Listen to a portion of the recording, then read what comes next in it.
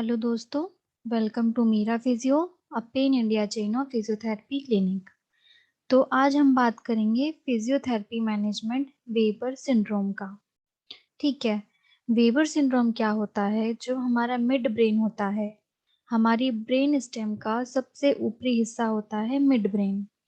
Mid brain में अगर stroke जैसी कंडीशन बन जाए, स्ट्रोक जैसी कंडीशन मतलब कि वहाँ की जो आर्टरी सप्लाई कर रही है ब्लड मिड ब्रेन को, अगर उसमें ब्लॉकेज आ जाए या वो फट जाए, जिस कारण से मिड ब्रेन का ब्लड सप्लाई जो है वो रुक जाए या कम होने लगे, तो ऐसे में वेबर सिंड्रोम जैसी चीजें सामने आती हैं।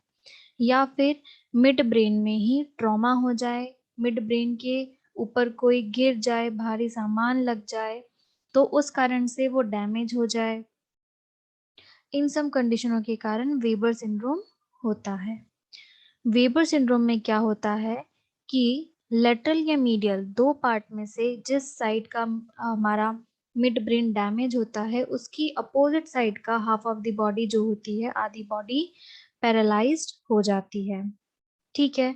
और जिस साइड का ब्लॉकेज होता है, उस साइड की जो आंखें होती हैं वो नीचे की तरफ, उनकी जो ऊपर वाली परत होती है आंखों की, जिसमें हम अपर लैशेस या अपर आईलिड रहता है हमारा, वो नीचे की तरफ झुक जाए और अपोजिट साइड की हाफ बॉडी पैरालाइज हो जाए। तो ऐसी कंडीशन होती है वेबर सिंड्रोम में। आज हम देखेंगे कि वेबर सिंड्रोम का फिजियोथेरेपी मैनेजमेंट कैसे होता है। अगर किसी इंसान की हाफ बॉडी पैरालाइज्ड हो गई है तो हम उसमें क्या क्या ट्रीटमेंट दे सकते हैं, और अगर हाफ फेस पैरालाइज्ड हो गया है तो उसमें हम क्या क्या ट्रीटमेंट दे सकते हैं, आंखों के लिए हम क्या क्या ट्रीटमेंट दे सकते हैं, फिजियोथेरेपी ट्रीटमेंट, हम इस बारे में आज बात करेंगे। तो चलिए हम हमारे टॉपिक की तरफ बढ़ते हैं और देखते हैं फिजियोथेरेपी मैनेजमेंट के बारे में। तो फिजियोथेरेपी मैनेजमेंट में सबसे पहले ऐसे पेशेंट का हम अरेंजमेंट करते हैं रूम का। अगर उसके एक साइड का पार्ट जो है बॉडी का वो वीक है, पैरालाइज्ड है स्ट्रोक आने के कारण, तो अब हम उस की जो पोजीशन है पेशेंट की, वो और उसका जो अरेंजमेंट है रूम का, वो हम कैसा रखेंगे, कैसा रखना चाहिए, इस बारे में बात करेंगे। चूंकि जो ऐसे पेशेंट होते हैं वीवर सिंड्रोम के या स्ट्रोक के पेशेंट, उनका एक साइड का जो हिस्सा है अगर वो हेमीप्लेजिक हो गया है, एक साइड का आधा हिस्सा अगर पैरालाइज्ड हो जाता है, कमजोर हो जाता है, तो उसे हम हेमीप्लेजिया या हेमीप्लेजिक साइड कहते हैं। ठीक है। तो उनका आधा हिस्सा हेमीप्लेजिक हो चुका है, इस कारण से उनमें सेंसेशन भी कम रहते हैं। ठीक है। उन आधे हिस्सों में पेशेंट के सेंसेशन जो होते हैं वो कम रहते हैं। ज्यादातर ऐसे पेशेंट में जो हेड की पोजीशन होती है वो बहुत ज्यादा इन्फ्लुएंस्ड होती है। अगर हेमीप्लेजिक साइड में सेंसेशन नहीं रहता है तो लोगों की जो हेड पोजीशन होती है वो सबसे पहले बिगड़ जाती है। ठीक है। तो हमें क्या करना है, जो हमारे हेमीप्लेजिक पेशेंट होते हैं या वेबर सिंड्रोम के पेशेंट है जिन्हें हेमीप्लेजिक अटैक आया है या स्ट्रोक के कारण वेबर सिंड्रोम बना है, उन्हें हेमीप्लेजिक अटैक आया है, तो ऐसे पेशेंट का हम जो अरेंजमेंट होता है रूम का, वो कैसे रखें, हम इस बारे में देखते हैं। तो हमें जितनी चाहे उतनी पूरी कोशिश करनी है कि पेशेंट का जो अफेक्टेड साइड है वो हमेशा एक्टिविटी वाले साइड में रहे। ठीक है। या तो रूम का दरवाजा, टीवी, रिलेटिव्स जो भी आ रहे हैं, वो सब आके उसके वीक वाले साइड में ही बैठे, वीक वाले साइड में ही टीवी रखें, वीक वाले साइड में ही इंट्रेंस होना चाहिए रूम का, हेमीप्लेजिक साइड में ही। जिस कारण से क्या होगा, जब पेशेंट को टीवी सुनाई देगी तो वो उसको देखने के लिए फोर्स करेगा खुद को। ठीक है। तो जब वो बॉडी में फोर्स लगाएगा तो एक स्टिमुलेशन है, बॉडी का जो अवेयरनेस है वो जनरेट होगी हेमीप्लेजिक साइड में, जो कि हम चाहते हैं। वो जनरेट होगी तो हमारे लिए एक ये प्लस साइन रहेगा कि हम उस साइड को एक्टिव कर रहे हैं। बॉडी उसको टीवी को देखना चाहती है, रिलेटिव से बात करना चाह रही है, कोई दरवाजे से आ रहा है जा रहा है, वो साइड देखना चाहती है। तो पेशेंट ना चाहते हुए भी उस साइड के पार्ट को एग्रीवेट करेगा काम करने के लिए, अवेयर करेगा काम करने के लिए। तो एक स्टिमुलेशन जो होता है अवेयरनेस का, वो जाएगा हमारे ब्रेन में सिग्नल के थ्रू, और उसका हेमिप्लेजिक साइड जो होगा अवेयर होगा, उसकी बॉडी उस साइड के लिए अवेयर होगी। ठीक है, तो जो भी चीजें रखना है पेशेंट के रूम में वो सब उसके हेमिप्लेजिक साइड पे होनी चाहिए। ये देखिए, इस तरीके से बेड जो है वो हमने कोने में लगाया। ठीक है, ये जो लाइनिंग वाला एरिया है ये है अफेक्टेड साइड पेशेंट का, और ये जो है नॉन अफेक्टेड साइड है पेशेंट का। तो पैर जो होगा वो नीचे की तरफ होना चाहिए, हेड ऊपर की तरफ होना चाहिए। अफेक्टेड साइड के बगल में ही हमें टेबल रखना है, फोन रखना है। रिलेटिव या हॉस्पिटल स्टाफ अगर आए तो अफेक्टेड साइड में ही आए। टीवी हमें अफेक्टेड साइड में रखना है, सोफा जैसी चीजें भी हमें अफेक्टेड साइड में रखना है, और दरवाजे खुलने का एंट्रेंस और एक एग्जिट भी एक ही साइड में अफेक्टेड साइड में रखना है।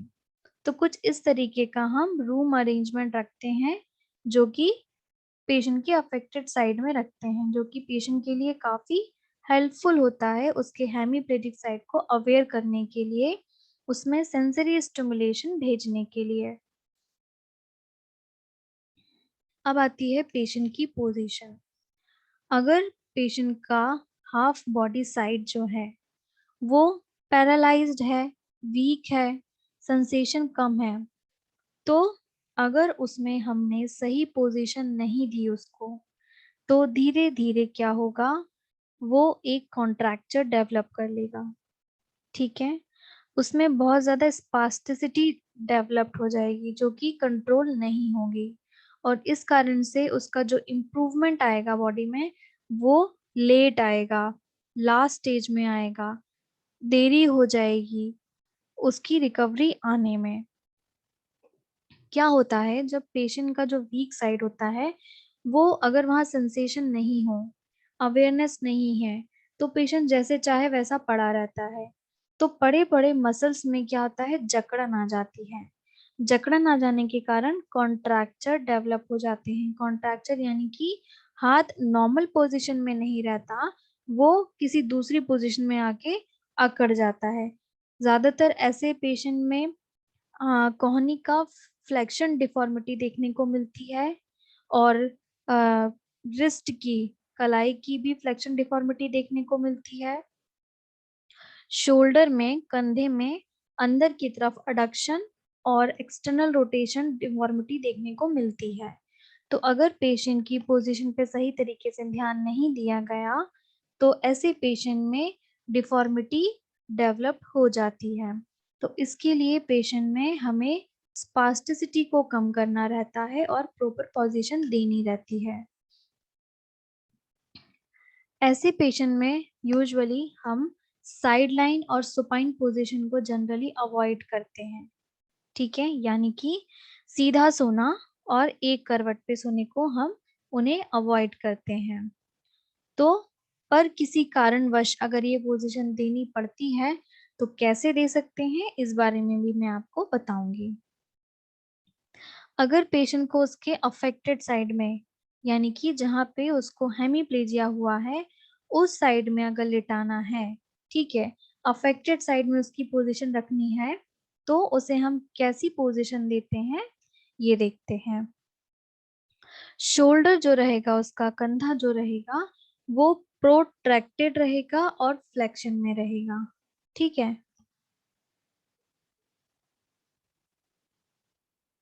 ये देखिए, हमें कंधा जो है वो प्रोट्रैक्टेड आगे की तरफ और फ्लेक्शन में रहेगा, और जो एल्बो है और रिस्ट है वो खुले हुए रहेंगे। ठीक है, डिफॉर्मिटी जो होती है वो फ्लेक्शन डिफॉर्मिटी होती है, इसलिए कोशिश करना है कि एल्बो और रिस्ट एक्सटेंशन में रहे। ठीक है, फॉरआर्म जो है वो भी हमेशा सुपाइनेशन की पोजीशन में ही रहेगा। जो पेल्विक है, ठीक है, जहाँ पे हमारे जेनाइटल ऑर्गन हमारे रहते हैं, उस एरिया को हम पेल्विस एरिया कहते हैं, वो भी प्रोट्रैक्टेड पोजीशन में रहेंगे। जो हमारा हिप है और नी है वो हल्के से फ्लेक्शन में रहेंगे। ठीक है, और जो हमारा एंकल है, घुटने के बाद जो हमारा जॉइंट आता है, जो एंकल है हमारा, वो न्यूट्रल पोजीशन में रहेगा इस तरीके से।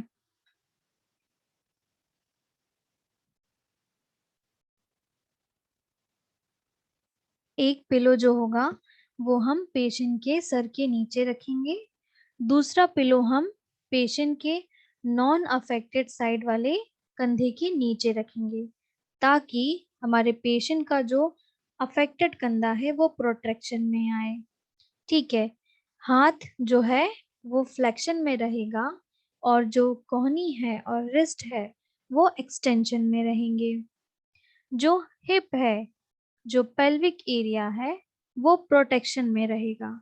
यानी कि अगर हम हमारे पीछे की तरफ हमारे बैक में अगर पिलो रख देंगे तो जो हमारा पेल्विक एरिया है वो प्रोटेक्टेड हो जाएगा, प्रोटेक्शन में आ जाएगा। और जो हिप और नी है, ठीक है, हिप जॉइंट और नी जॉइंट जो है फ्लेक्शन में रहेंगे, स्लाइटली फ्लेक्शन। ठीक है, और जो हमारा एंकल जॉइंट है वो न्यूट्रल पोजीशन में रहेगा। तो ये हुआ हमारा अफेक्टेड साइड्स होने की पोजीशन। अब आता है ऑन दी साउंड साइड। ठीक है, इसमें क्या होगा, जो हमारा हाथ रहेगा वो रेस्ट करेगा पिलो के ऊपर पेशेंट के मुंह के सामने। ठीक है, इस तरीके से पेशेंट का हाथ जो है वो फ्लेक्शन में होगा और पेशेंट के सामने की तरफ होगा पिलो के ऊपर। शोल्डर जो होंगे वो प्रोटेक्शन में और हल्के से उचके हुए रहेंगे।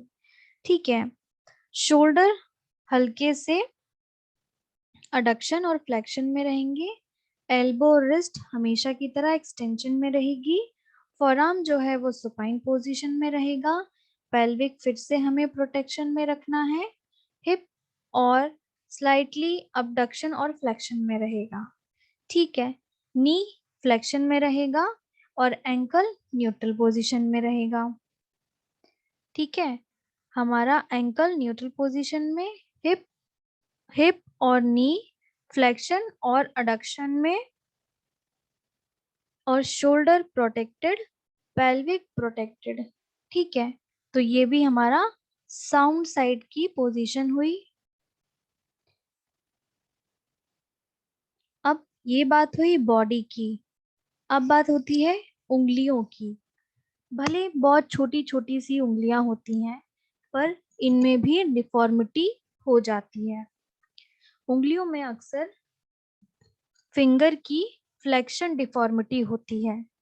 ठीक है, तो इस कारण से फिंगर को भी हमें एक्सटेंशन में ही रखना है, यानी कि खुली हुई उंगलियां होनी चाहिए, बंद मुट्ठी की पोजीशन में नहीं होनी चाहिए। ठीक है, अब आता है सुपाइन पोजीशन। यूजुअली क्या होता है, सुपाइन पोजीशन को अवॉइड करते हैं। ठीक है, क्यों? क्योंकि ये हमारे बॉडी के प्रिमिटिव रिफ्लेक्सेस जो होते हैं उनको एग्रीवेट करते हैं। ठीक है, उन्हें एक्टिव करते हैं, इसीलिए हम अक्सर जो सुपाइन पोजीशन होती है हेमीप्लेजिया के पेशेंट की, उसे हम अवॉइड करते हैं। प्रिमिटिव रिफ्लेक्सेस वो होते हैं जो हमारे सेंट्रल नर्वस सिस्टम से आते हैं। ठीक है, ये बचपन में बच्चों को होते हैं, जिन्हें हम न्यू बॉर्न रिफ्लेक्स या इन्फेंट के रिफ्लेक्स भी कहते हैं। जैसे कि अगर हम बच्चे के उंगली हथेली में उंगली रखते हैं तो वो फट से मुट्ठी बंद कर लेता है। ठीक है, शुरुआती महीनों में वो हमेशा सुपाइन में सोता है, हाथ बंद करके सोता है, पैर चिपका के सोता है। तो ये कुछ प्रिमिटिव रिफ्लेक्सेस होते हैं जो बच्चों में बचपन से रहते हैं और बड़े होते होते चले जाते हैं। पर अगर हेमीप्लीजिया के पेशेंट को हम सुपाइन पोजीशन में रखते हैं तो ये खतरा रहता है कि उनमें प्रिमिटिव रिफ्लेक्सेस एक्टिव हो सकते हैं और साथ ही साथ प्रेशर सोर्स भी बढ़ सकते हैं। प्रेशर सोर्स होता है कि जो हमारे बैक का कुछ एरिया होते हैं, जैसे कि हमारा हिप रीजन, हमारे कंधे और हमारे सैक्रम रीजन, लोअर बैक का एरिया, एंकल हो गया, यहाँ पे फफोले आ जाते हैं। ठीक है, तो अगर सुपाइन पोजीशन में हेमीप्लेजिया का पेशेंट काफी लंबे समय से लेटा रहता है तो वहां का जो नर्व सप्लाई और ब्लड सप्लाई होता है वो कम हो जाता है।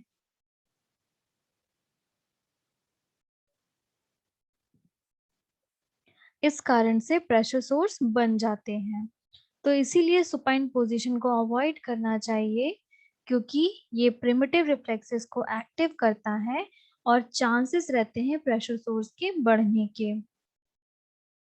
अगर पेशेंट सुपाइन पोजीशन में आता है, ठीक है, अगर ऐसी कंडीशन है कि पेशेंट को सुपाइन पोजीशन में लाना जरूरी है और पेशेंट ऐसे में सुपाइन कंडीशन में आता है, तो ये ध्यान रखना है कि हेड हमेशा पिलो की मिड लाइन में रहेगा। ठीक है, हेड की पोजीशन हमेशा मिड लाइन रहेगी पिलो के। पिलो जो होगा शोल्डर के नीचे भी होगा। ठीक है, जिससे जो उसका कंधा है वो प्रोट्रैक्टेड रहे और हमें कंधे को अबडक्शन और एक्सटर्नल रोटेशन में रखना है। ठीक है, ये देखिए, ये सुपाइन पोजीशन है, ये पिलो है, इसकी मिड लाइन में ही हमने पेशेंट का हेड रखा है। हाथ जो है उसके नीचे पिलो है ताकि एल्बो रिस्ट एक्सटेंशन में रहे, शोल्डर प्रोट्रैक्शन में रहे और अबडक्शन में रहे।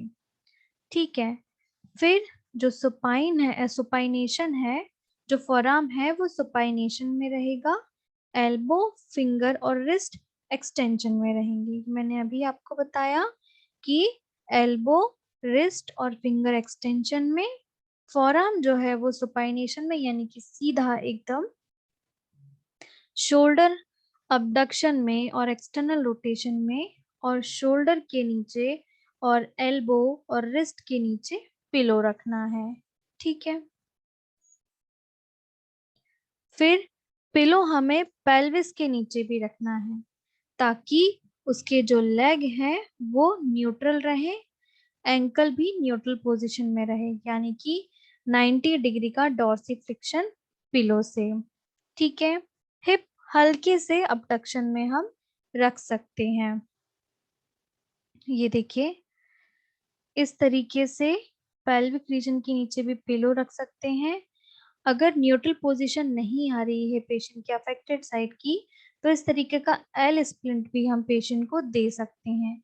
एल स्प्लिंट जो होता है वो पेशेंट की एंकल की न्यूट्रल पोजीशन बना के रखता है, 90 डिग्री का डॉर्सी फ्लेक्शन बना के रखता है और हल्का सा फ्लेक्शन और अडक्शन बना के रखता है लोअर लेग का। तो इस तरीके से हम सुपाइन पोजीशन दे सकते हैं।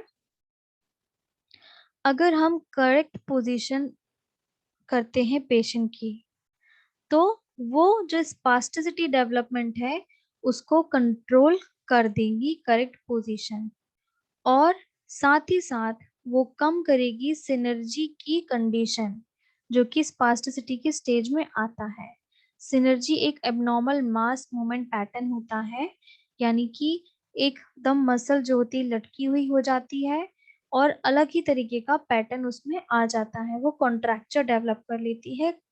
तो इस तरीके की चीजें सिनर्जी में आती हैं, और अगर हमने स्पास्टिसिटी को कंट्रोल नहीं किया ऐसे पेशेंट में, वेबर सिंड्रोम के पेशेंट में, तो वो कंडीशन सिनर्जी में कन्वर्ट हो जाती है और पेशेंट को काफी सीवियर कंडीशन में ले जाती है।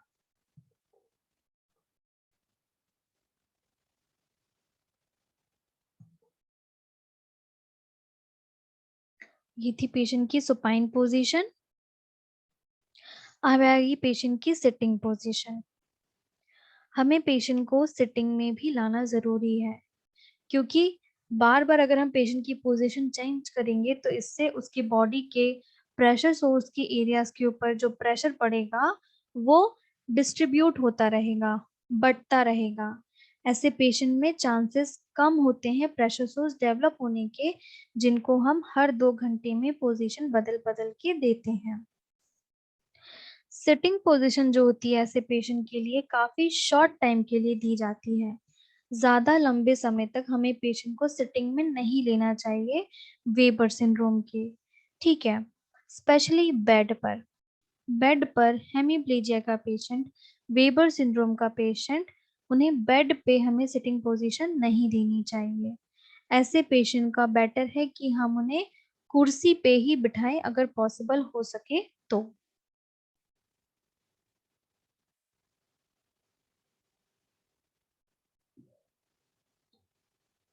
इसमें क्या करेगा पेशेंट कि वो सीधा बैठेगा, उसे हमें सपोर्ट देना है पिलो से, उसकी बैक पे हमें लगाना है पिलो। ठीक है, गर्दन की साइड में नहीं लगाएंगे हम, पर गर्दन के नीचे 4 से 5 पिलो हमें लगा के उसको सपोर्ट देना है पीछे से।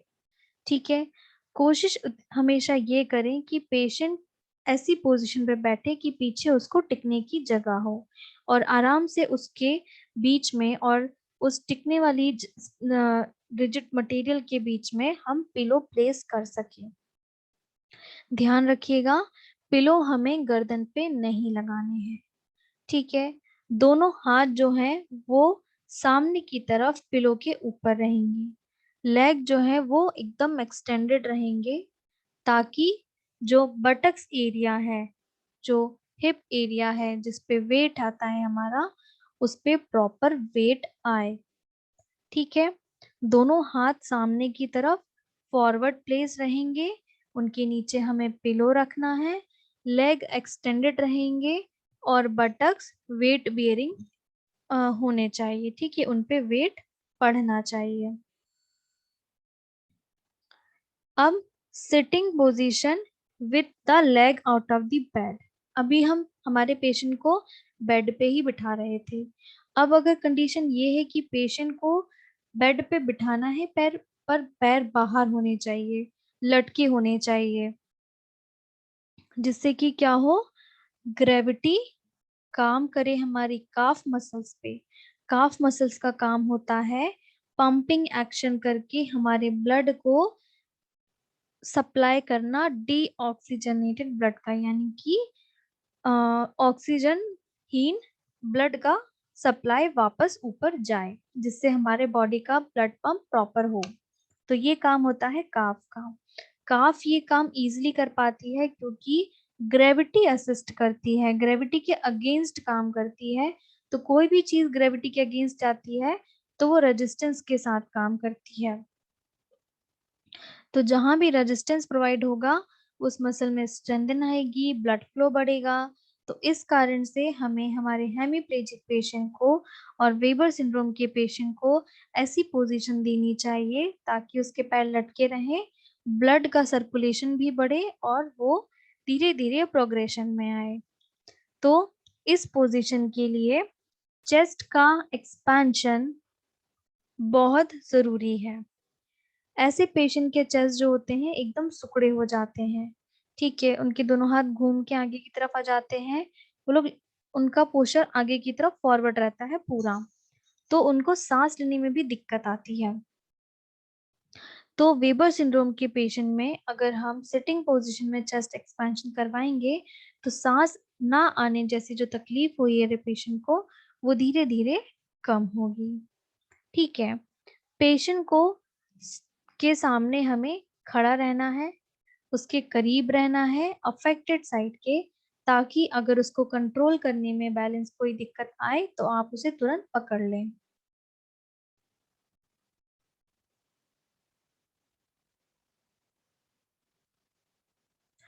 3 या 4 पिलो हमें उसके पेशेंट के पीछे की तरफ लगाने हैं, और दोनों तरफ के हाथ के नीचे हमें पिलो लगाने हैं। पंजे जो होंगे वो फ्लोर पे एकदम चिपके हुए रखना है। नी और एंगल बैंड होंगे 90 डिग्री में। ठीक है, जब आप पंजा फ्लोर पे रखते हैं तो एंकल जॉइंट पे 90 डिग्री बनता है। जब आप नी बेंड करके बैठते हैं किसी चेयर पे, सोफे पे, तो भी हमारे नी में 90 डिग्री का एंगल बनता है। तो पीछे की तरफ 3 से 4 पिलो लगेंगे, दोनों हाथों के नीचे पिलो रहेंगे और दोनों पंजे जो हैं पैरों के वो जमीन से चिपके हुए रहेंगे।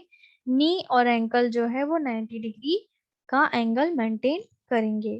ठीक है, तो हमें इस पोजीशन में पेशेंट को बिठाना है।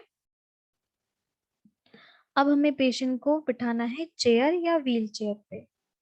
ठीक है, अभी तक हमारा पेशेंट था सिर्फ बेड पे, हम उस पे बेड पे ही एक्टिविटी करवा रहे थे।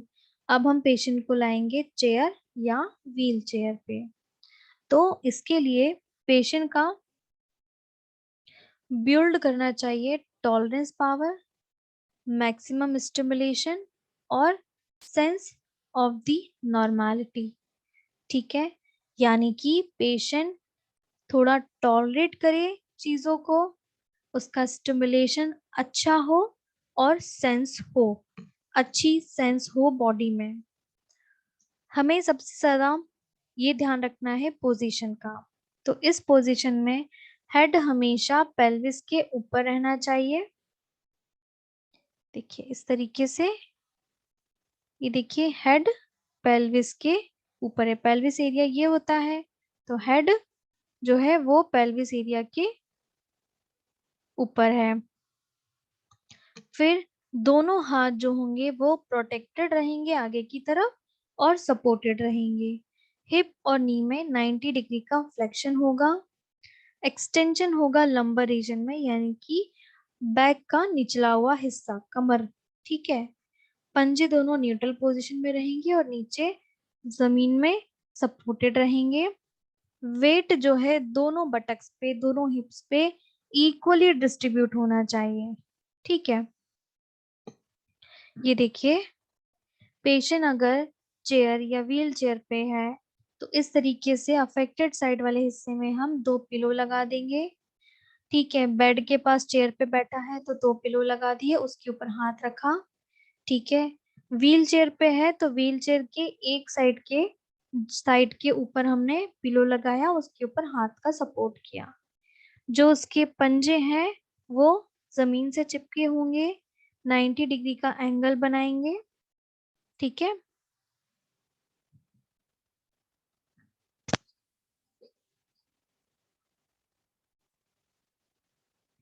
90 डिग्री का एंगल मेंटेन होगा और दोनों ही बटक्स पे इक्वली हमें वेट डिस्ट्रीब्यूट करना है। ठीक है, तो ये रहा सिटिंग पोजीशन चेयर या व्हील चेयर में। अब आता है कि हमें अब पेशेंट को टर्न करना है सुपाइन पोजीशन से साइडलाइन पोजीशन में। ठीक है, एक करवट से दूसरी करवट में लाना है, सीधी करवट से हमें एक साइड की करवट में लाना है। ये काफी जरूरी है, इससे पेशेंट के जो बेड सोर्स के चांसेस होते हैं वो कम होते हैं। इसलिए पेशेंट को कोशिश करें कि बेड पे ही वो सुपाइन से साइडलाइन की पोजीशन में आता रहे। पेशेंट के लिए अगर इजियर है टर्न करना अफेक्टेड साइड में।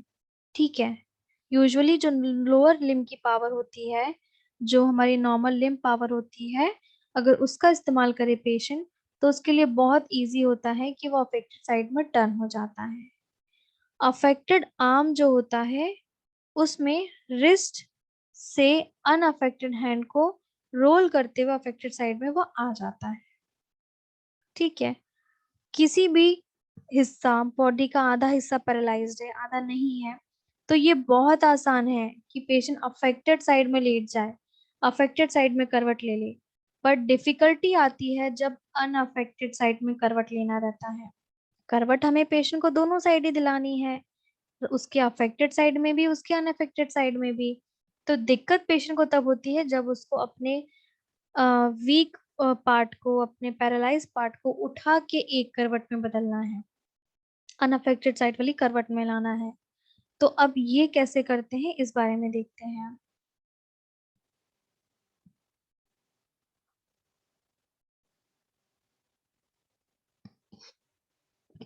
जो वीक लिम्ब होता है उसको हम पार्शियल फ्लेक्शन में रखते हैं, साथ में सपोर्ट करते हैं केयर गिवर। ठीक है। वीक आर्म को होल्ड करते हैं कलाई से। ठीक है। अनअफेक्टेड हैंड, जो पेशेंट का अनअफेक्टेड हैंड है वो होल्ड करेगा पेशेंट की अफेक्टेड हैंड की कलाई को। फिर पेशेंट टर्न करेगा एक स्विंग मूवमेंट करके, आर्म और नी को क्रॉस करते हुए बॉडी को स्विंग में लेके आएगा अनअफेक्टेड साइड में। केयर गिवर जो होगा हल्का सा सपोर्ट दे सकता है, पर कोशिश करें कि पेशेंट ये खुद से करे। तो पेशेंट जो होगा, जो केयर गिवर होगा, वो उसके लोअर लिम्ब को फ्लेक्शन में कर देगा। ठीक है। तो क्या होगा, अब पेशेंट को क्या करना है, उसको अनअफेक्टेड हैंड से अफेक्टेड हैंड की कलाई पकड़ के एक बार में स्विंग करके हमें अनअफेक्टेड साइड में टर्न होना है। और इसके लिए स्विंग करते ही आए वो, तो उसका आर्म और नी क्रॉस करते हुए वो बॉडी को अनअफेक्टेड साइड में साइड पोजीशन में ले आएगा। ठीक है। अब आता है साइड लाइन से सिटिंग पोजीशन में। साइड लाइन से सिटिंग पोजीशन में अनअफेक्टेड हैंड से आना बहुत मुश्किल होता है। ठीक है। तो इसके लिए पेशेंट को क्या करना रहता है, उसको प्लेस करना है अपना अनअफेक्टेड हैंड बेड पे, पुश करना है लोअर करके, लोअरिंग लेग, आपके जो लोअर पार्ट की लेग है कि उसको फ्लोर पे लगाए। ठीक है। इस तरीके से आपके पेशेंट को क्या कोशिश करना है कि वो आपका जो लोअर लेग है दोनों उसके, उसको जमीन पे लगाने की कोशिश करना है, और जो उसका अनअफेक्टेड हैंड है वो बेड को पुश करके ऊपर खींचे खुद को। ठीक है। वो जैसे ही धीरे धीरे अपनी बॉडी को लोअर करेगा, वैसे ही लेग जो होंगे वो अपराइट पोजीशन में आएंगे। ठीक है। जैसे जैसे पेशेंट कोशिश करेगा कि वो अपने अनअफेक्टेड हेड से दम लगा के खुद की बॉडी को उठा रहा है, वैसे वैसे तुरंत उसके पैर नीचे धरती में लगते जाएंगे। तो इस तरीके से पेशेंट साइड लाइन से सिटिंग पोजीशन में इजीली आ सकता है। अब आता है पेशेंट का ट्रांसफर करना बेड से चेयर में। ठीक है। तो जो स्ट्रोक पेशेंट होते हैं, वेबर सिंड्रोम के पेशेंट होते हैं, हेमीप्लेजिक पेशेंट होते हैं, इनमें सबसे ज्यादा डिफिकल्ट होता है पेशेंट का ट्रांसफर करना बेड से चेयर में। पर ये बहुत जरूरी भी है, क्योंकि अगर ऐसे पेशेंट का ट्रांसफर नहीं करेंगे, उनके हाथ पैर नहीं चलवाएंगे, तो उसकी स्पास्टिसिटी बढ़ती जाएगी और जो बेड सोर्स में कन्वर्ट हो जाएगी। तो ऐसे पेशेंट को हमें उसकी बॉडी की मोबिलिटी बना के रखनी पड़ती है।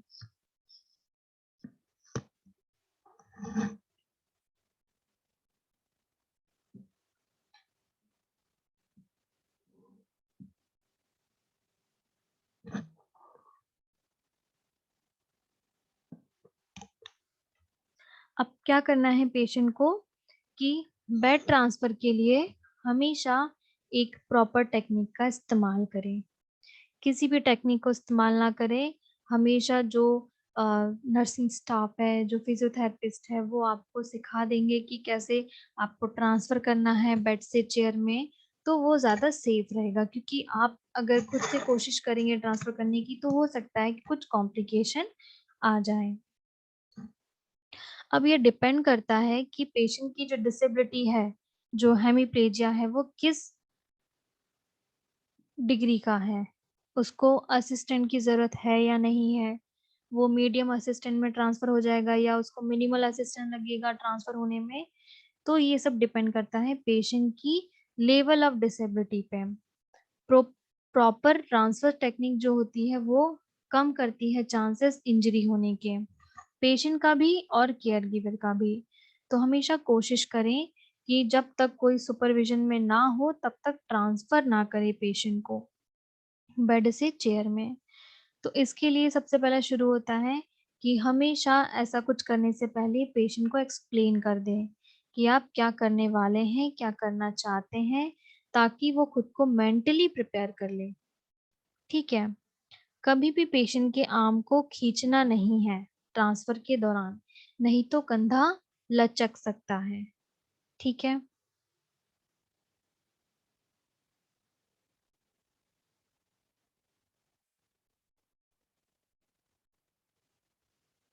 इसके बाद हमेशा अपनी बॉडी का अच्छा मैकेनिक्स यूज करें।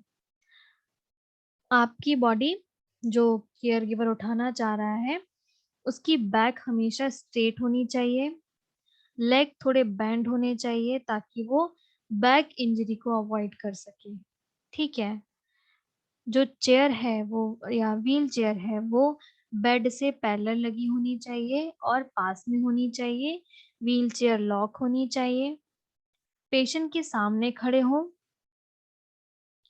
आपका जो पैर है उसे पेशेंट के वीक साइड में लगाएं।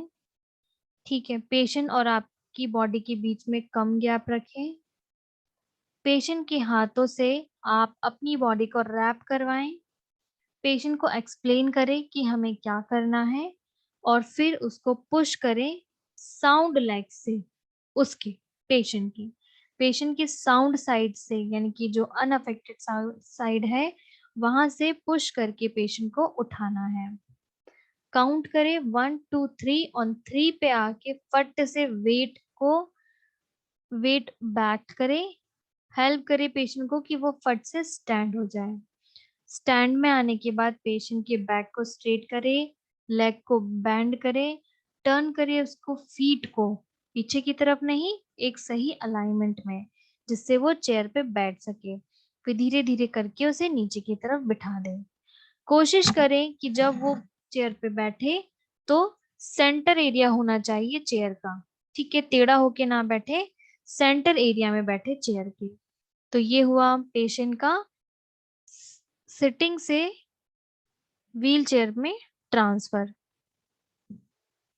अब हम बात करेंगे मोबिलाइजेशन और स्ट्रेचिंग की।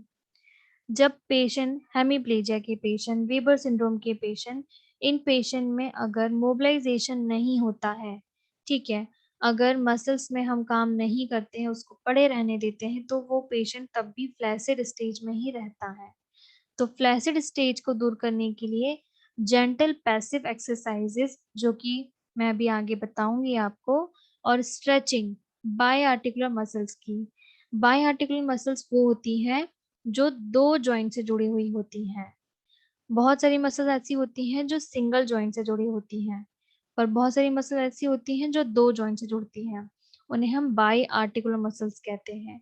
तो ऐसी मसल्स में ही सबसे ज्यादा टाइटनेस देखने को मिलती है। ऐसी मसल्स में ही हमें स्ट्रेचिंग करवानी रहती है।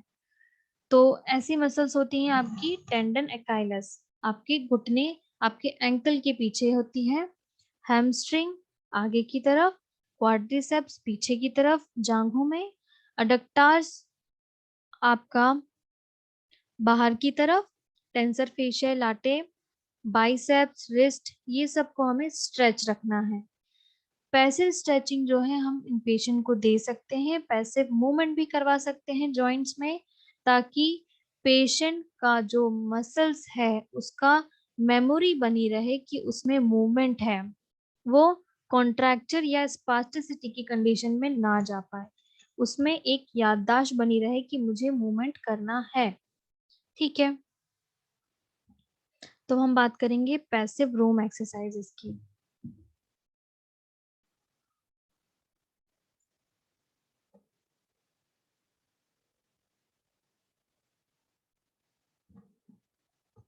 पैसिव रोम एक्सरसाइजेस में सबसे पहला आता है शोल्डर का फ्लेक्शन और एक्सटेंशन। होल्ड करना है पेशेंट की रिस्ट को एक हाथ से।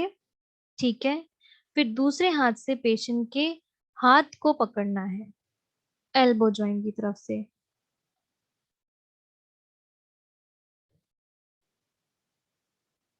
एक हाथ जो रहेगा आपका वो पेशेंट के हैंड पे रहेगा, रिस्ट पे रहेगा। दूसरा जो रहेगा एल्बो जॉइंट पे रहेगा, ताकि वो स्टेबलाइज कर सके। फिर जो हाथ की जो हथेली रहेगी वो अंदर की तरफ रहेगी, बॉडी को फेस करते हुए। एल्बो स्ट्रेट रहेगा। फिर क्या करना है, मूव करना है पेशेंट के आर्म को उसकी साइड ऑफ द बॉडी से हेड के ऊपर तक। ठीक है। आपने एक तरफ हाथ पकड़ा उसके रिस्ट से, दूसरा तरफ पकड़ा उसकी एल्बो से। उसका जो हथेली है वो अंदर की तरफ फेस करेगी। ठीक है, फिर धीरे धीरे क्या करना है, उसके हाथ को उठा के लेके जाना है उसकी बॉडी के बगल से लेके उसके हेड के ऊपर तक। ठीक है, तो ये हुआ शोल्डर का फ्लेक्शन और एक्सटेंशन। फिर एल्बो का फ्लेक्शन और एक्सटेंशन। होल्ड करना है पेशेंट के अपर आर्म को एक हाथ से, फोर आर्म को दूसरे हाथ से। फिर बेंड करना है पेशेंट के आर्म को उसकी कोहनी से, ताकि उसके जो हाथ हैं वो टच करे उसके शोल्डर को, यानी कि जो हथेली है, हथेली वाला साइड जो है वो टच करे शोल्डर को। ठीक है, और आपको कहाँ से पकड़ना है, अपर आर्म जो रहेगा, अपर आर्म पे एक हाथ रहेगा, दूसरा फोर आर्म पे रहेगा। फिर हमें एल्बो को बेंड करना है ताकि जो हथेलियां हैं वो टच करे पेशेंट के शोल्डर को। ठीक है, फिर वापस से उसको सीधा करना है और इसे रिपीट करना है। तो ये हुआ आपका एल्बो का फ्लेक्शन और एक्सटेंशन। फिर आता है आपका शोल्डर का इंटरनल और एक्सटर्नल रोटेशन। इसके लिए आपको एक हाथ जो है वो एल्बो के नीचे प्लेस करना है, दूसरा हाथ जो है वो फोरआर्म पे रहेगा आपका। आपको क्या करना है, शोल्डर लेवल पे लेके आना है उसके हाथ को, आपको शोल्डर लेवल पे लेके आना है। ठीक है, फिर टर्न करना है आर्म को ताकि उसका जो हैंड है वो ऊपर दीवार की तरफ फेस करे। फिर टर्न करना है आर्म को पीछे की तरफ डाउन में, तो उसका हेड जो होगा फ्लोर की तरफ दिखेगा। फिर आप आर्म को ट्विस्ट करेंगे शोल्डर जॉइंट की तरफ। तो ये होता है शोल्डर का इंटरनल एक्सटर्नल रोटेशन। उसके हाथ को मोड़ के नीचे की तरफ लाएंगे फ्लोर की तरफ, तो उसका होगा एक्सटर्नल रोटेशन। ऊपर की तरफ लेके जाएंगे सर के पास टर्न करके, तो होगा उसका इंटरनल रोटेशन। ठीक है, तो ये होता है आपके शोल्डर का इंटरनल और एक्सटर्नल रोटेशन। फिर आता है फिंगर और रिस्ट का फ्लेक्शन और एक्सटेंशन। इसमें हमें पेशेंट का हाथ जो है होल्ड करना है रिस्ट के ऊपर की तरफ। ठीक है, दूसरा हाथ जो रहेगा वो फिंगर्स पे रहेगा। ठीक है, होल्ड करना है इस तरीके से हाथ को, फिर बेंड करना है रिस्ट को पीछे की तरफ 90 डिग्री में, और कोशिश करनी है कि उसकी उंगलियां भी स्ट्रेट रहें। फिर बेंड करना है उसकी रिस्ट को अंदर की तरफ। अभी हम स्ट्रेट कर रहे थे, बाहर की तरफ लेके जा रहे थे, अब हम उसको अंदर की तरफ मोड़ेंगे अपोजिट डायरेक्शन में। 90 डिग्री हमें इसे मोड़ना है। ठीक है, फिर इसमें हमें क्या करना है, फिंगर्स की मुट्ठी बनानी है। जब हमारे फिंगर्स को हम फ्लेक्शन में लाएंगे तो उस टाइम पे हमें उसकी फिंगर्स से मुट्ठी बनवानी है। ठीक है, तो ये हुआ आपके फिंगर और रिस्ट का फ्लेक्शन और एक्सटेंशन। फिर आता है थंब का फ्लेक्शन और एक्सटेंशन। जो अंगूठा है उसको मूव करना है, पहले स्ट्रेट करना है ताकि बाहर की तरफ जाए, फिर अंदर की तरफ लाना है। ठीक है, कोशिश करनी है कि जो वेब स्पेस है, यानी कि थंब और इंडेक्स फिंगर के बीच में वेब स्पेस जो होता है उसमें स्ट्रेच आए, ताकि थंब की डिफॉर्मिटीज ना हो। ये था हमारा अपर लिम्ब, हाथों का। अब हम बात करेंगे हिप और नी के बारे में, यानी कि लोअर नी के बारे में, लोअर लिम्ब के बारे में। हिप और नी के फ्लेक्शन के लिए क्या करना है आपको, एक जो पेशेंट का लेग है वहां पे आपको रखना है हाथ। ठीक है, बेंड नी के अंदर इस तरीके से, ये जो बैंड नी है ना, इसके नीचे वाले एरिया में आपको हाथ रखना है। दूसरा हाथ जो है वो हील की तरफ रहेगा, एड़ी की तरफ, वो स्टेबलाइजेशन देगा। फिर से हमें नी को लिफ्ट करना है और सीने की तरफ लेके आना है। ध्यान रखें कि जो नी कैप है वो ऊपर दीवार की तरफ ही फेस करी हो। इस तरीके से देखिए, ये जो नी कैप है ऊपर दीवार की तरफ फेस करेगा। हील की तरफ से हमें पकड़ना है ताकि हम उसको स्टेबलाइजेशन दे सकें। आपको क्या करना है, हिप को ट्विस्ट नहीं करना है ज्यादा, हिप का मूवमेंट ज्यादा अलाउ नहीं करना है, कोशिश करना है नी का मूवमेंट अलाउ हो। जो फुट है वो स्ट्रेट लाइन में रहेगा, हिप के ही, वो डोलता हुआ नहीं रहना चाहिए, जिस लाइन में हिप है उसी लाइन में फुट भी रहेगा। फिर इस तरीके से ऊपर ले जाने के बाद हमें वापस से लेग को उसकी स्टार्टिंग पोजीशन, उसकी रिटर्न पोजीशन में लाना है। फिर आता है हिप का रोटेशन। ठीक है, हिप का रोटेशन में हमें एक हाथ जो है वो थाइस पे रखना है, दूसरा हाथ हमें नी के नीचे रखना है। ठीक है, नी को हाफ वे में बेंड करना है चेस्ट की तरफ, तो एक 90 डिग्री का एंगल बनेगा हिप और नी के बीच में। ठीक है, इस तरीके से। ठीक है, हमें इस तरीके का 90 डिग्री का एंगल जो है वो मेंटेन करना है पेशेंट का। किस चीज के लिए, हिप के रोटेशन के लिए। ठीक है, फिर हम पुल करेंगे फुट को टुवर्ड यू, यानी कि थेरेपिस्ट। फिर पुश करेंगे थेरेपिस्ट से दूर, पुल करना है फुट को। ठीक है, ये जो फुट है इसको पुल करना है थेरेपिस्ट की तरफ, ऐसे घुमा के फिर थेरेपिस्ट से दूर जाएगा। याद रखिए, हमें इतना ट्विस्ट नहीं देना है, इतना रोटेशन नहीं देना है कि पेशेंट को दर्द हो। ठीक है, फिर पेशेंट को हम वापस से उसकी स्टार्टिंग पोजीशन में ले आएंगे। तो ये हुआ हिप का रोटेशन। हिप में भी इंटरनल और एक्सटर्नल रोटेशन होता है। अब आता है हिप का अबडक्शन। इसके लिए पेशेंट के नी के नीचे एक हाथ रखेंगे, उसे होल्ड करेंगे, दूसरा हाथ हम हील के नीचे रखेंगे और नी स्ट्रेट रहेगा। फिर हमें मूव करना है पेशेंट के लेग को कि बेड की सरफेस के बाहर लेके आए। ठीक है, आपकी तरफ करना है, फिर खुद से दूर वापस से रिटर्न पोजीशन में जाना है।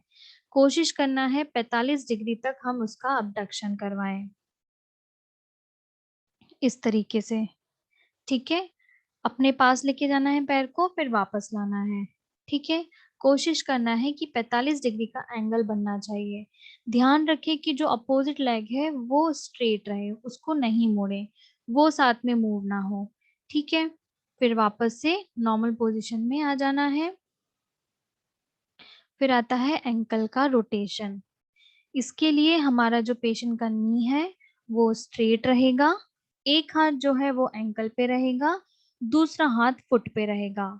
फिर हमें टर्न करना है फुट को अंदर की तरफ और बाहर की तरफ। ठीक है, इस तरीके से अंदर की तरफ हुआ तो इनवर्ड रोटेशन, बाहर की तरफ हुआ तो आउटवर्ड रोटेशन। अब आता है टो फ्लेक्शन और एक्सटेंशन। एक हाथ जो है वो स्टेबलाइज करेगा फुट को जस्ट टोस के नीचे की तरफ, दूसरा हाथ जो है वो मूव करेगा टोस को अंदर और बाहर की तरफ। ठीक है, एक हाथ जो है वो स्टेबलाइज करने के लिए रखा, दूसरा टोस के ऊपर रखा ताकि वो उंगलियों को नीचे लेके जाए और वापस ऊपर लेके आए। ठीक है, तो ये हुआ आपके टो का फ्लेक्शन और एक्सटेंशन। अब आता है स्ट्रेचिंग। पैसिव मूवमेंट और स्ट्रेचिंग बहुत जरूरी है। इसके लिए क्या करना है, जो एड़ी है उसको हमारे हाथ से कप जैसा स्ट्रक्चर बनाना है और एड़ी को उसमें रखना है, पेशेंट की एड़ी, इस तरीके से। ठीक है, हाथ से कप बनाना है, उस कप के अंदर पेशेंट की एड़ी रखनी है। कोशिश करनी है कि जो बॉल्स होती हैं फुट की, यानी कि जो पीछे की तरफ हमारे जो ऊपर गोल गोल जो बॉल्स रहती हैं छोटी छोटी, उन्हें हम फुट की बॉल्स कहते हैं, वो सपोर्ट में रहे फोरआर्म के। ठीक है, इस तरीके से जो बॉल्स होती हैं वो वो फोरआर्म के सपोर्ट में रहना चाहिए। फिर उन्हीं बॉल्स के साइड से हम पुश करेंगे फुट को नी की तरफ और स्ट्रेच करेंगे आपके पीछे की मसल्स को। सेम अब यही कप जो है वो फुट में जो है उसमें हम पाम में रखेंगे, आपके पाम के अंदर रखेंगे हील को। इस तरीके से। अभी जो था ऐसा कप बनाया था, उस फोराम में सपोर्ट था, बट अब क्या करना है, एक हाथ में कप बना के उसके अंदर हील रखना है। ठीक है, फिर उस हील को हम जेंटली पुश करेंगे फुट को कि नीचे की तरफ आए टोज। तो क्या होगा, सामने की तरफ स्ट्रेचिंग आएगी, नी स्ट्रेट रहेगा। ठीक है, तो ये लेग में आगे और पीछे दोनों तरफ की स्ट्रेचिंग होगी। अब आता है लंबर रोटेशन। लंबर रोटेशन के लिए पेशेंट के नी को हमें ऊपर उठा के बेंड करना है। ठीक है, और उन दोनों को साथ में रखना है। फिर इसके बाद क्या करना है, हमें पेशेंट को लंबर रीजन से रोटेट करना है एक तरफ। ठीक है, इस तरीके से उसका नी बेंड रहेगा और ऊपर की तरफ रहेगा। फिर हमें एक हाथ पेशेंट के शोल्डर पे रखना है, अपोजिट साइड के। फिर उसके जिस साइड आप रोटेट कर रहे हैं उसके अपोजिट साइड के शोल्डर के ऊपर हम हाथ रखेंगे ताकि स्टेबलाइज कर सके। फिर हमें लंबर की तरफ से इस तरफ से रोटेशन लाके पेशेंट का लंबर रोटेशन करवाना है। ठीक है, अब आता है हैमस्ट्रिंग स्ट्रेच। इसमें जो है नी और हील दोनों सपोर्टेड रहेंगे और धीरे धीरे धीरे हम उसको ऊपर की तरफ उठाएंगे। नी स्ट्रेट रहना चाहिए, तो आपको यहाँ हैमस्ट्रिंग में स्ट्रेचिंग फील होगी। तो ये आपका होगा हैमस्ट्रिंग की स्ट्रेचिंग। स्ट्रेचिंग और पैसिव मूवमेंट बहुत ज्यादा जरूरी होते हैं। ये हमारे पेशेंट की मसल्स को एक सेंसेशन भी देते हैं, उनकी मेमोरी बनाते हैं, ब्लड सर्कुलेशन बढ़ाते हैं, जो कि पेशेंट की रिकवरी के लिए बहुत ज्यादा जरूरी होते हैं। ठीक है, तो ये हमारा स्ट्रेचिंग और passive range of motion exercises. अब आती है फेशियल मसाज। वेबर सिंड्रोम के जो पेशेंट होते हैं उन्हें फेशियल मसाज और एक्सरसाइजेस की जरूरत होती है, क्योंकि उनके फेस का जो आधा हिस्सा है वो पैरालाइज्ड हो चुका है। ठीक है, तो ऐसे में हमारे पेशेंट के साथ हम क्या करते हैं, जेंटल मसाज देते हैं। ठीक है, कहाँ, चीक पे। जो वीकर साइड हो गया है फेस का, जो नीचे की तरफ लटक गया है फेस, उसमें हम ऊपर की डायरेक्शन में जो हमारी चीक बोन होती है, जब हम स्माइल करते हैं आंखों के नीचे एक हड्डी जो महसूस होती है उसे हम चीक बोन कहते हैं। तो जेंटली हमें वहां पे स्ट्रोक करना है, राउंड राउंड सर्कल में घुमाना है। ये देखिए, इस तरीके से राउंड सर्कल में चीक बुक के ऊपर हमें राउंड राउंड स्ट्रोकिंग देनी है। ठीक है, और फिर उसे अपवर्ड डायरेक्शन में लेके जाना है। चीक बोन, आंखों के नीचे की हड्डी, राउंड राउंड करते हुए उसे ऊपर की तरफ लेके जाना है, चीक बोन की तरफ। ठीक है, ये जो मसाज है ये आपके फेस का सर्कुलेशन बढ़ाएगी। तो जो आपका जो आपके फेस की हाफ बोन मसल्स जो हैं वो वीक हो गई हैं, उनको रिकवरी दिलाएगी। सर्कुलेशन बढ़ेगा तो हीलिंग भी बढ़ेगी। फिर आईब्रो भी उसी साइड की आंखों की नीचे चली जाती है। अफेक्टेड साइड में ही जो आईब्रो है वो भी नीचे चली जाती है। तो हमें हमारी मिडिल फिंगर और इंडेक्स फिंगर से वीक साइड की जो हमारा फेस है उसकी आईब्रो को जेंटली ऊपर की तरफ उठाना है।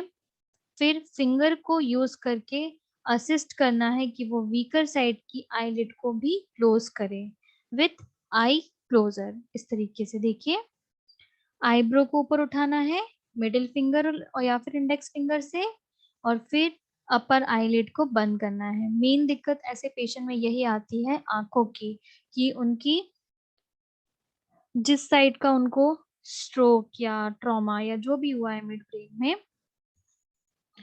उसी साइड का उनका आंखों में जो आईलिड होता है वो ड्रॉप हो जाता है। उसी साइड अपोजिट साइड के फेस में क्या होता है, वीकनेस आती है। तो हमें दोनों आंखों में ये एक्सरसाइज करवानी है कि पहले आईब्रो उठवानी है, फिर जो हमारा अपर आईलिड है उसको क्लोज करवाना है। फिर हमें फिंगर की मदद से वीक साइड को असिस्ट करना है माउथ साइड को, जैसे कि जेंटली पुल किया माउथ को मिड लाइन से। ठीक है, स्माइल के लिए जो फेस बनाते हैं वैसे ही फिंगर से हमने स्माइल के लिए फेस बनाया, और ऐसे फूकते हुए भी हमने फेस बनाया, जिसको हम पाउट बोलते हैं, पाउट बनाना बोलते हैं, पुकर बोलते हैं। तो इस तरीके से हमने फेस का स्माइल फेस बनाया और पुकर फेस बनाया। फिर जो हमारे माउथ के जो कॉर्नर्स होते हैं ये, ठीक है, स्माइल करनी है जोर की, ताकि मसल स्ट्रेच हो पीछे की तरफ। ठीक है, हमें स्माइली फेस बनाना है। जिस साइड की मसल वीक है, बहुत ज्यादा नहीं खींच पा रही है, तो उन्हें हम जेंटली हाथों से भी खींच के स्माइल कर सकते हैं। पुश करना है अपर लिप को इस तरीके से। ठीक है, अंदर वाले लिप को आप अंदर करेंगे तो बाहर वाला लिप अपने आप पुश होगा। ठीक है, फिर जैसे हम किसी चीज को सक करते हैं, नूडल्स, ठीक है, स्ट्रॉ, तो इस तरीके का लिप्स बनता है, सकिंग लिप्स जिसे कहते हैं, सकिंग चीक्स बनते हैं। इस तरीके का हमें फेस बना के एक्सरसाइज करना है। आईब्रो, नोज के पास ऐसे रिंकल्स बनाने हैं, नोज को आप सिकोड़ सकते हैं। ठीक है, तो इस तरीके से सिकोड़ना है। अगर अफेक्टेड साइड वाला बहुत वीक है, आप नहीं कर पा रहे हैं खुद से, तो अपने हाथों से उसे असिस्ट करें, उसको ऊपर की तरफ उठाएं और ये एक्टिविटी करें।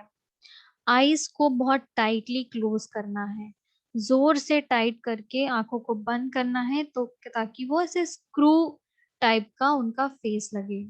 ठीक है, तो इस तरीके से फेस का स्माइली फेस बनाना है, कॉर्नर जो रहेंगे माउथ के उसको खींचना है, अच्छे से स्माइल करना है। अपर लिप को हमें पुश करना है आगे की तरफ। एक सकिंग चीक्स हमें बनाने हैं, लिप्स को फॉरवर्डली मूव करना है, नोज से रिंकल्स बनाने हैं हमें, और आंखों को जोरों से टाइट करके बंद करना है। फिर हमें इस तरीके से हमारे जो गले की मसल्स है इन्हें भी स्ट्रेच करना है। ठीक है, आप आपके गले की मसल्स पे आपका कंट्रोल रहता है, आप खुद से जकड़ के इन्हें स्ट्रेच कर सकते हैं। नीचे की लिप को आगे की तरफ फॉरवर्ड करना है। ठीक है, जो हमारी आईब्रोज हैं उनमें फ्रॉनिंग करना है, यानी कि दोनों आईब्रोज को आईज के बीच में सेंटर में लेके आना है। आईब्रोज को ऊपर की तरफ भी उठाना है, ऐसे रिंकल्स बनने चाहिए। ठीक है, इस तरीके से आपका नीचे का जो एरिया है गले के एरिया, इसको जोर से खींचेंगे तो हमारी आधा साइड जो होता है वो तो पैरालाइज रहता है, तो इसी कारण से हमें हमेशा मदद लगती है दूसरे साइड से। ठीक है, नीचे का लिप अगर आप पुल कर रहे हैं बाहर की तरफ और नहीं हो पा रहा है, तो आप अपनी दोनों फिंगर्स का यूज करके, इंडेक्स फिंगर या फिर थंब का यूज करके आगे की तरफ लिप को खींच सकते हैं। एक तरफ की आईब्रो नहीं आ रही है साथ में, तो आप अपने हाथों की मदद से उसको सेंटर में लेके आए, ताकि एक सेंसेशन आईब्रोज के थ्रू जाए, एक सिग्नल, फेस सिग्नल हमारी आंखों की तरफ से जाए। ठीक है, ऐसे आईब्रोज भी उठानी है, अगर नहीं उठ रही है आपसे खुद से, तो फिंगर की मदद से ऊपर आईब्रो उठाएं, ताकि जो फ्रॉनिंग बने और आईब्रोज रेज हो। अब आती है हमारे एक्सरसाइज आंख को बंद करने की।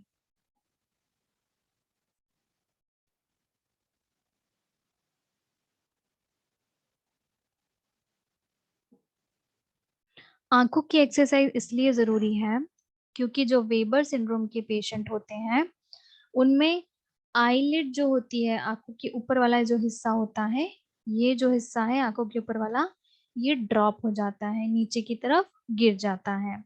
तो इसलिए आंखों की एक्सरसाइज वेबर सिंड्रोम के पेशेंट के लिए बहुत ज्यादा जरूरी होती है। तो सबसे पहले क्या करना है, सिर्फ नीचे देखना है। ठीक है, लुक डाउन, सिर्फ आपको जेंटली नीचे की तरफ देखना है।